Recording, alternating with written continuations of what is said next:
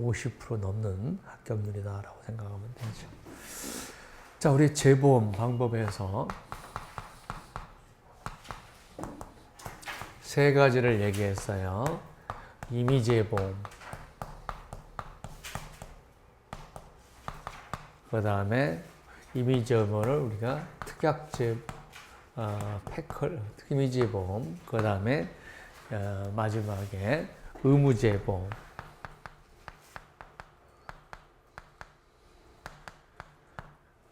얘기라고 하죠. 그 다음에 의무재보험을 우리가 특약재보험이다라고 얘기했죠.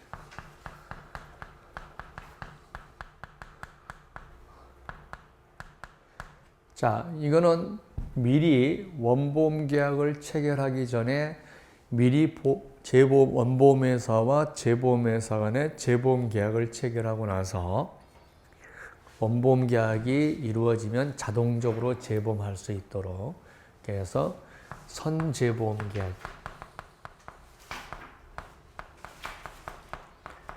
먼저 재보험 계약이 이루어져요. 그런데 이거는 뭐냐면 개별적인 거예요. 건건이 재보험 계약을 체결한다는 거죠.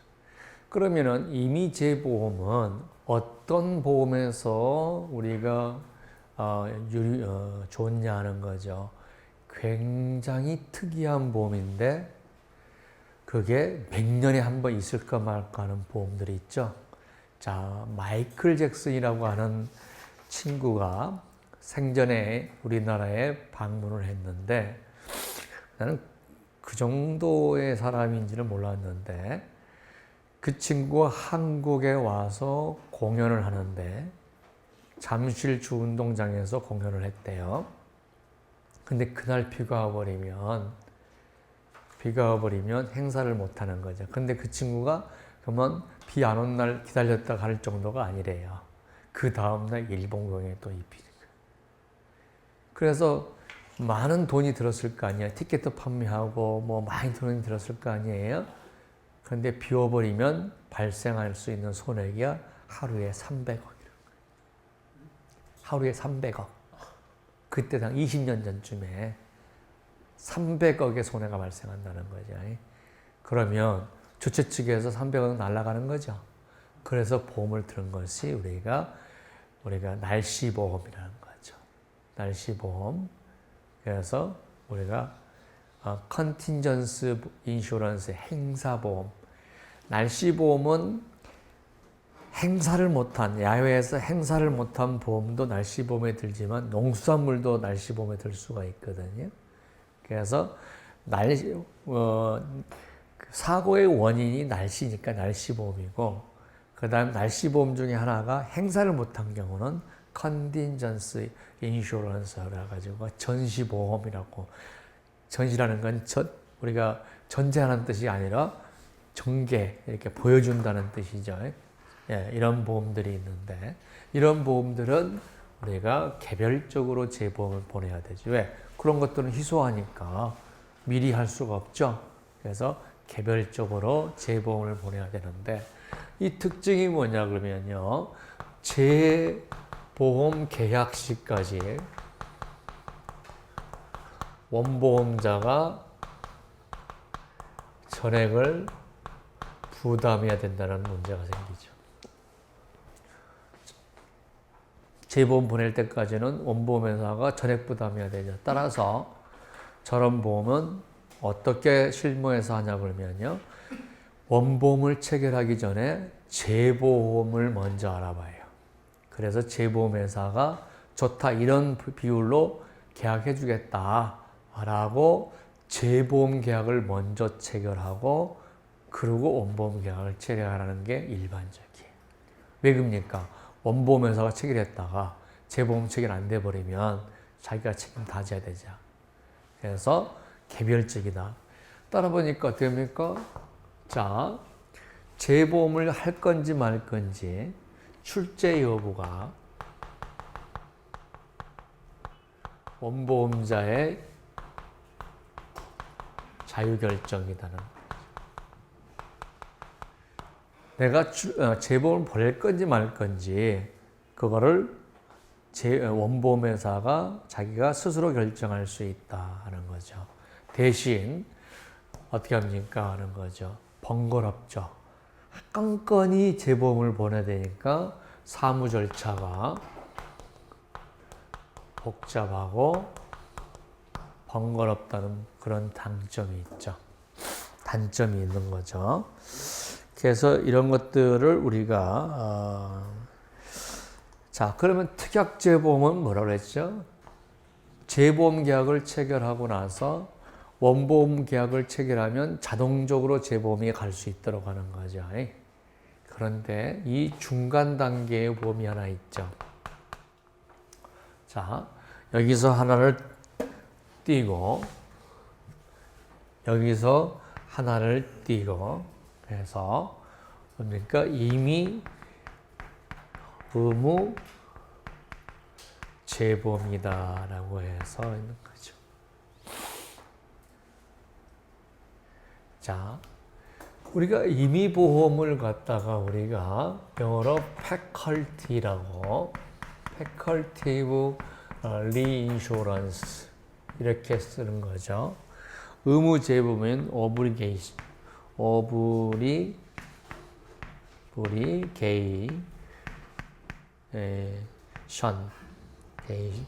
게이톨이라고 해서 그러면 이거 이자하고 합쳐서 이거를 FO 우리가 D라고 얘기를 해요. FO D. 자, 임의재보험을 faculty라는 말을 쓰고 의무재보험은 obligatory reinsurance거든요. 자, 그러면 요거는 요거만 말 잘못했습니다. 이게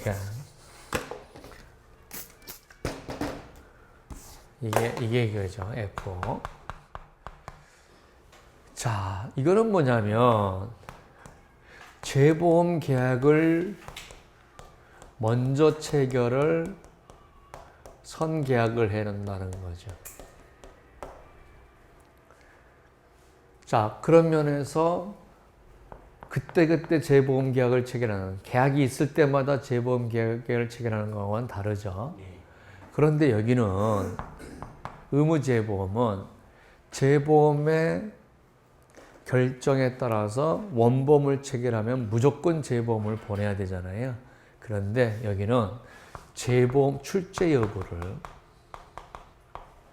여부를 원보험자가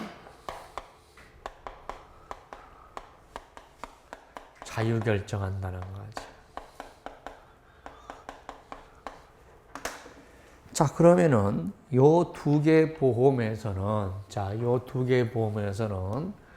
어떤 문제가 생길까 하는 것을 본다면 그림을 그리면서 보세요. 요 두 개 보험이에요. 원보험회사와 재보험회사를 그림을 우리가 그리면 자, 원보험회사가 사고 발생률이 굉장히 좋은 거는 지가 다 먹고 그죠? 불량이었만 재보험을 보내는 그런 경향이 있겠죠. 여기는 원보험 계약이 되면 무조건 일부를 재보험을 보낸다라고 하면 선택을 못 하잖아요. 근데 여기는 어떻습니까? 10억이야? 오, 위험관리 잘 돼 있네. 그건 다 보유하고. 5억이야? 아이고, 위험관리 보유 안 돼 있네. 다 보내. 임의적으로 선택한다 그러면 그래서 뭐가요? 위험의 역선택의 문제가 있다는 거죠. 위험의 역선택의 문제. 자, 누구의 입장에서 위험의 역선택인 거예요? 재보험자 입장에서. 그죠?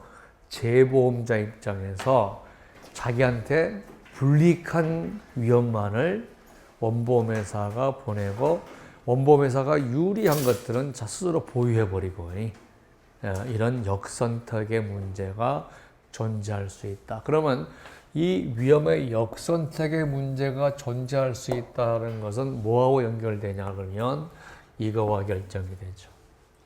출제 여부를 원보험자가 자유롭게 결정할 수 있다라는 말 때문에 위험의 역선택과 연결되는 거죠. 무슨 말 알겠죠?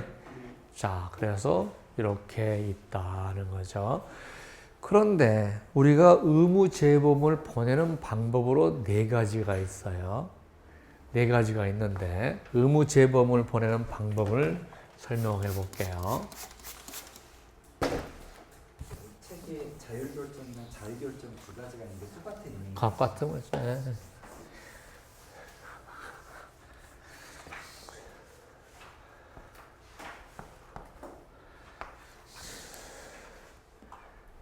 자,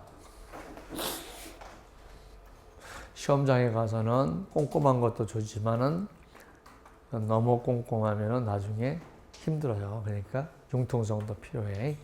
자, 그러면 재보험 방법이 크게 2개 나와요. 비례적 재보험, 비례적 재보험이에요. 여기는 적자가 들어가 있다는 것이 특징이에요. 그럼 비례적이라는 것은 무슨 뜻이냐는 거죠. 무슨 뜻이냐 그러면 원보험자가 보유해가고 재보험자의 보유액에 비율이 있을 거 아니에요. 이 비율에 따라서 뭘 한다는 거죠? 보험금을 분담한다는 거죠. 그러니까 원보험자와 재보험자 간의 보유 비율에 비례해서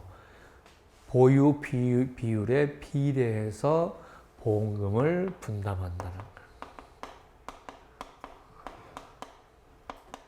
그러면 예를 들어서 원보험자와 재보험자가 2대8로 부담했다.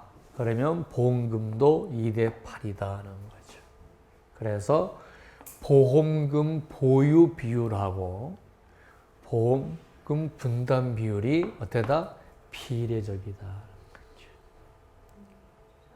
비례적이란 말은 뭔 말 하겠죠? 자, 둘이서 야, 너하고 나하고 4대6으로 분담하자. 그러면 나중에 손해도 4대6으로 분담한다. 너가 투자금액 40% 되고 내가 60% 되겠다.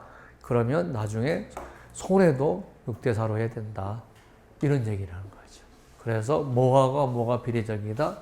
보유액하고 보험 금액이 비례적이다는 거예요. 근데 이 방법에는 2가지가 있어요. 비례특약. 자, 여기하고 이거하고 차이점 적자가 들어가 있냐 없냐예요. 시험 문제에 비례적 특약하고 비례특약하고 혼돈하면 안 돼요. 적자가 들어있으면 요걸 얘기하는 거고 적자가 없으면 요걸 얘기하는데 요게 뭐입니까? 쿼터 세어 리인슈런스라는 거죠. 쿼터 세어 리인슈런스.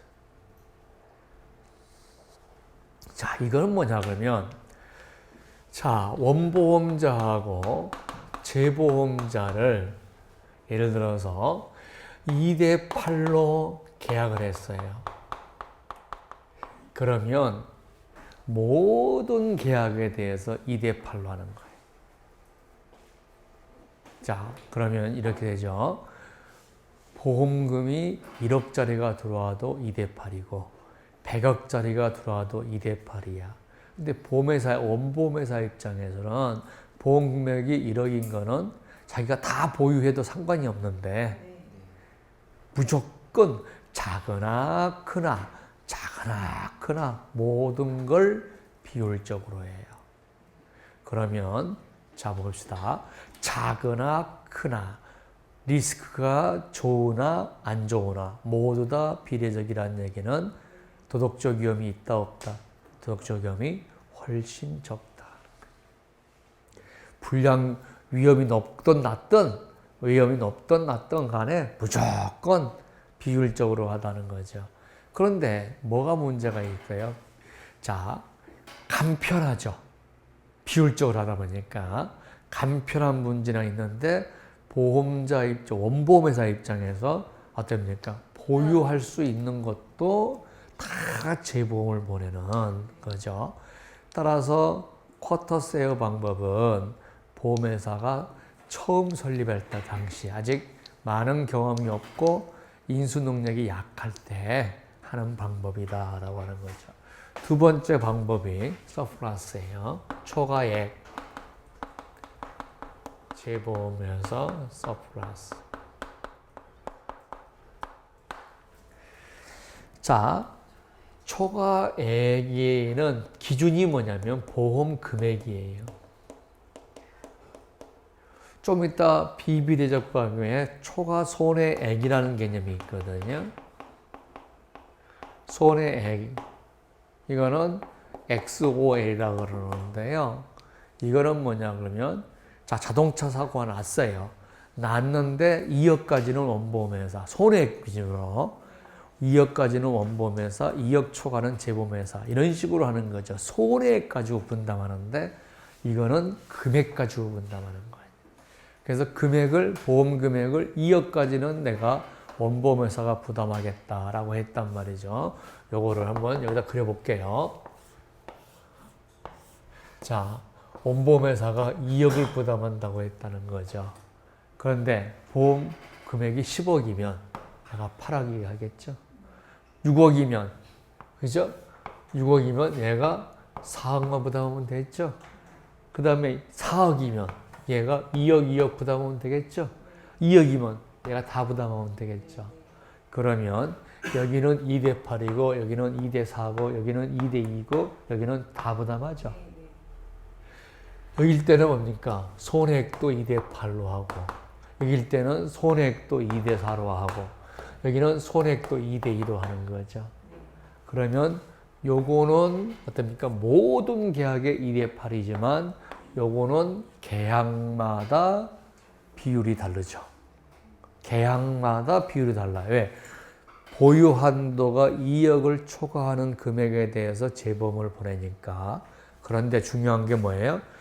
보험 금액으로 분담하는 거지 손해액으로 분담하는 게 아니니까 보험 금액에 비례해서 손해액도 분담한다는 거죠. 이걸 우리가 서플러스 리인슈런스라고 그래요. 그 다음에 비비례적이라고 하는 것 중에 하나가 초과 손해액이에요. 자, 그 다음에 초과 손해율 특약이 있는데요. 자, 이 세 개는 개별건으로 할 수 있죠. 근데 이거는요, 손해율은 1년 단위로 계산하잖아요. 1년 단위로 계산을 해요. 그러니까 어떻습니까? 개별건으로 재보험을 보내는 게 아니다는 거죠. 자, 그러면은, 자, 보겠습니다. 이미 재보험이라는 것은, 잘 보세요. 계약 체결할 때마다 그때그때 재보험 계약을 체결한다는 것이 이미 재보험이잖아요. 재보험 방법은 뭐겠습니까? 세 개 중에 하나죠. 이걸로 할 거냐. 이미 재보험이라는 것은 뭐예요? 하나의 계약에 대해서 재보험을 계약을 할 거냐, 그때그때 계약할 거냐는 거고, 어떻게 분담할 거냐는 것은 이 세 개 중에 하나죠. 이거는 왜 못해요?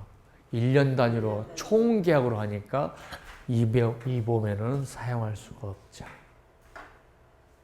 그 다음에 마찬가지. 의무재보험도 결국은 재보험에 대해서 어떻게 할 거냐의 문제지만 재보험하는 분담 방법은 이거다는 거죠. 무슨 말이겠죠? 그러니까 어떤 저걸 재보험을 잘 모르는 사람은 만약에 서플러스 쿼터 세어 리인슈런스 방법이다 그러면은 어떻게 합니까? 특약재보험. 아니에요. 특약재보험이라는 것은 재보험 계약을 먼저 했다는 거죠. 근데 임의재보험이나 특약 재보험이나 재보험 방법은 뭐냐 그러면 쿼터 세어, 서플러스 리인슈런스, XOL이라고 해요. 무슨 말인지 아냐? 자, 이 세 개는 먼저 계약마다 재보험할 것이냐, 미리 재보험을 해놓을 거냐, 그거지. 이거를 재보험하는 방법은 역시 이거다 이거지.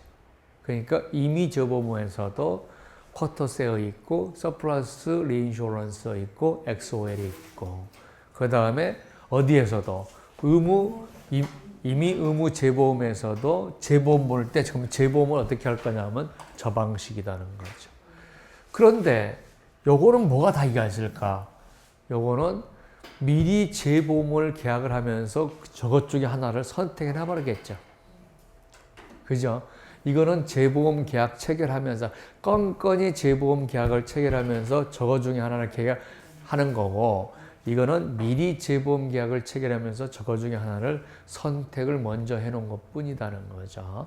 그래서 잘 이해를 못 하신 분들은 특약 서플러스 우리가 리인슈런스가 쿼터세어 리인슈런스는 특약 재보험이다.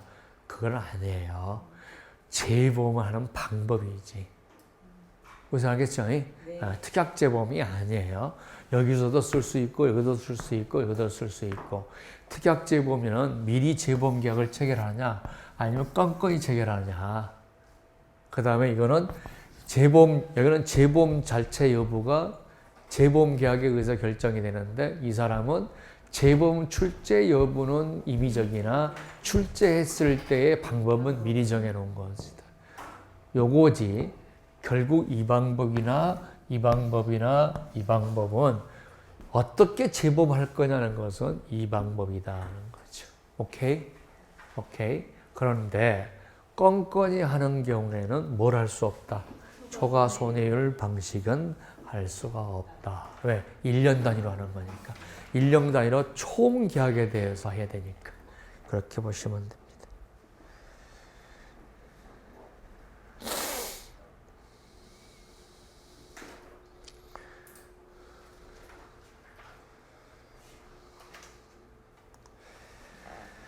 자, 그래서 이제 하나씩 특약 재보험에 대해서 우리가 한번 보겠습니다 하는 거죠.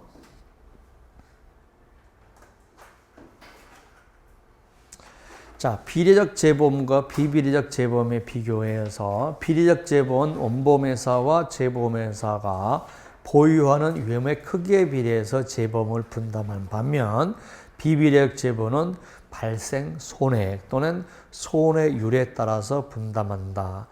따라서 비례적 재보험은 원보험회사 요율에 따라서 재보험을 결정하지만, 비비례적 요보는 원보험회사의 보험료와 관계인 없고 당사자 간의 협상에 의해서 결정이 된다는 거죠. 협상에 의해서 결정이 된다. 자, 무슨 말인지 알겠죠? 여기는 자, 비례적 재보험은 원보험 보유 금액을 2대 8로 나누면 원보험 보험료도 2대 8로 나눠야 된다는 거죠. 그러니까 원보험료에 의해서 재보험료가 결정이 되지만, 손해액 특약이나 손해율 특약은 보험 금액과는 전혀 관계가 없기 때문에 당사자의 협정에 의해서 이루어진다. 이해되시겠죠? 네, 넘어갑니다. 자, 비례 재보험에 대해서 보겠습니다. 위험의 크기와는 관계없이 모든 위험에 대해서 일정 비율로 재보험 보내는 것. 7대3이다 그러면 무조건 7대3. 2대8이다 그러면 무조건 2대8. 이런 식으로 보내는 거죠. 쿼터세어라고 했어요.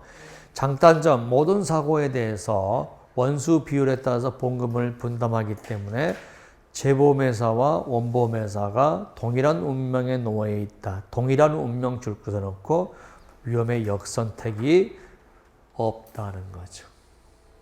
위험의 역선택이 없다. 자, 만약에 2를 원보험회사가 8을 재보험회사가 부담하면 손해도 2, 그 다음에 재보험회사가 손해도 8을 부담하니까 운명이 똑같다 하는 얘기죠. 그 다음에 반면에 일정 비율의 이상을 재보험을 출자하기 위해서, 자 봅시다. 자, 어떤 입장이 좋냐는 거죠. 자, 원보험회사 입장에서 이런 보험을 보내는 것은 뭐냐 그러면 신규 위험이나 표준 하체 위험에 대해서 적합한 방법이다 하는 거죠. 왜 신규 위험이냐? 위험을 잘 모르겠다는 거죠. 위험을 잘 모르고 원보험회사 입장에서 손해가 얼마큼 날지를 몰라요. 손해가 얼마큼 날지 모르는데 초과의 손해를 했다면 낭패가 날 수가 있죠. 신규 위험은 결과로 발생을 모른다는 거죠. 그러니까 그냥 2대8, 1대9 이렇게 하는 게 편하다는 거죠. 자, 그럼 뭐가 문제가 있냐는 거죠. 소액 계약에 대해서도 재보험을 출제해야 된다는 거죠. 그래서 불필요한 보험료가 유출된다는 거죠. 그 다음에 자, 보유 위험의 규모면에서 보유 포트폴리오 동질성을 유지하기 어렵다. 자, 무슨 말이냐 그러면은요. 자, 우리가 어떤 위험에 대해서 야, 이 위험은 굉장히 위험 관리가 잘 돼 있다. 그러면 내가 좀 많이 인수하고 적으면 더 올리고 위험이 높으면 올리고 원보험회사가 좀 자기가 포트폴리오를 해야 되는데 자율적으로 좀 조절해야 되는데 본보험회사가 그걸 자율적으로 보유량을 조절할 수가 없는 거죠. 그런 면이 있다는 거죠. 무조건 몇 대 몇으로 해야 되니까 대신 사무 절차는 간단하다는 거죠. 시험 문제에 뭐가 나오냐 그러면 장단점이 뭐냐는 것이 실문에 나올 수가 있기 때문에 우리가 쭉 나열해 놓고 있습니다. 자, 초과 재보험 특약에서 우리가 방법은 설명했는데요. 거기서 라인이라고 하는 것이 있습니다. 라인. 자, 라인이라고 하는 것은 뭐냐 그러면 예를 들어서